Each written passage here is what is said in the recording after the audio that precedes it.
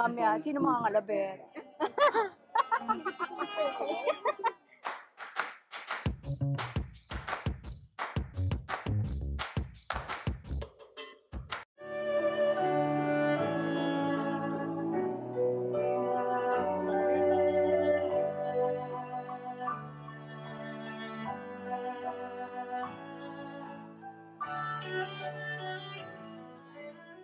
May kasabihan na ang mga Pilipino daw ay isa sa pinaka-romantiko o di kaya't pinaka-passionate na tao sa buong mundo.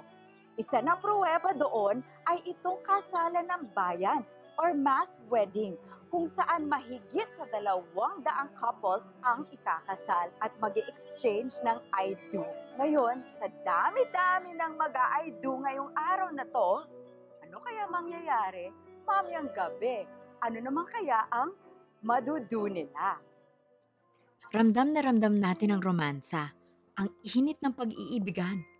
Ang mass wedding ang tamang okasyon kung saan pwede nating unawain pa ang female libido o yung tinatawag na libog. Ito si Dr. Isa Matibag, isang OBGYN na baka nakita niyo na sa kanyang mga TikTok videos. Laging handa si Doc Isa sumagot sa mga katanungan natin na minsan nahihiya tayong tanungin. Pag-usapan natin yung libido o sa salitang Tagalog, libog. Oh, okay. Sex drive. Unang-una, totoo ba na mas mataas daw yung sex drive ng lalaki kaysa sa babae?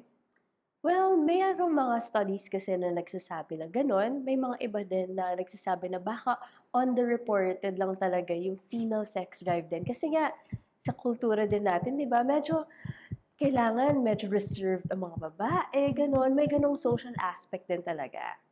Pero ano ba ang sex drive? Yung libog, yun yung talagang libido, no? Yung sexual desire. Pagnanasa talaga na parang to get more intimate with someone, yung arousal din. So, marami talaga siyang aspects, no? Napansin ko do, kahit sex drive ang tawag sa kanya, hindi ibig sabihin na laging kailangan mag-end dun sa sex or penis and vagina intercourse. Pwede rin pala yung labing-labing muna. Yes, oo naman. Kahit yung pagiging intimate lang talaga, yung mga kissing, yung mga pag-holding hands, yung pagkakadal. Parte din yun ng sex drive ng isang tao or yung libido niya and libog as well.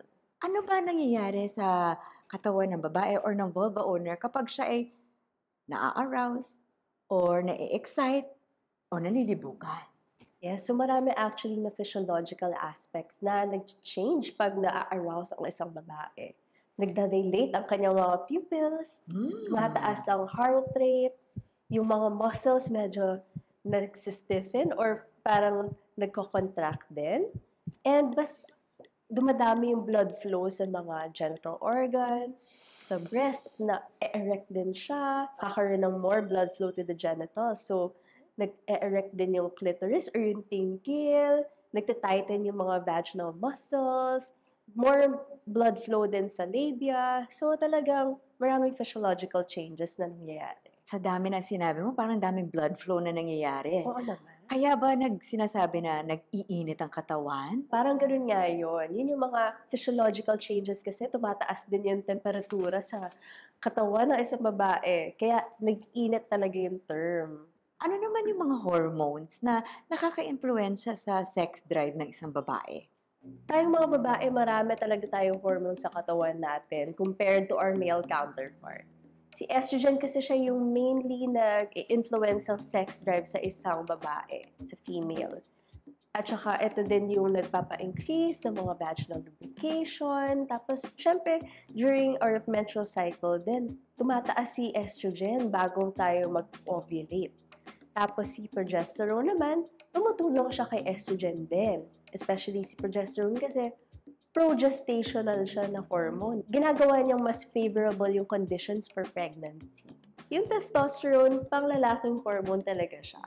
Pero tayo mga babae, nagpaproduce din tayo ng maliliit na amounts of testosterone sa katawan natin at tumutulong din ito para magkaroon din tayo ng sex drive. Libido o yung tinatawag na libog ay nagpa-fluctuate. Ang pagbubuntis ay nakakaapekto sa sex drive. Ang ibang babae, tumataas ang libido pag buntis.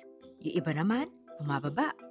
Pag nanganganak, may mga babaeng nakakaranas ng mababa na libido. Ang isa pang nakakaapekto sa hormones at libido ng isang babae ay yung pagdanas ng menopause o yung pagtigil ng pagreregla. Yung menopause kasi din yung time na talagang bababa yung production ng estrogen sa katawan. Yung estrogen kasi is yung main na hormone para sa sex drive ng isang babae. May mga times talaga na mababa yung kanilang sex drive. Kanina galing kami sa mass wedding. Meron kami mga nakita doon na couples na medyo may katandaan na, senior na. Excited na excited pa rin magpakasal. Wino-wonder nga namin, kumusta naman ang sex drive nila? Meron pa ba nun kahit pagtanda mo? Hindi talaga masyado na pag-uusapan yung sex drive sa mga matatanda, pero normal pa rin talaga na makipag-sex or makipag-intercourse kahit matanda na. So pag tumatanda, hindi pwede nating i-assume na bumababa talaga or talagang nawawala na completely yung sex drive natin, no? Kasi meron pa rin. Habang at until tumanda, may paglalabing-labing pa rin. Alam natin na hindi kailangan ikasal para magmahalan. Pero ito ang naging magandang paraan para maintindihan natin ang sex drive.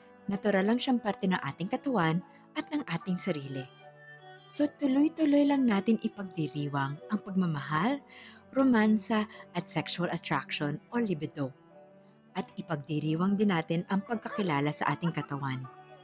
Tandaan natin, ang pagkilala sa ating katawan ay pagkilala sa ating sarili.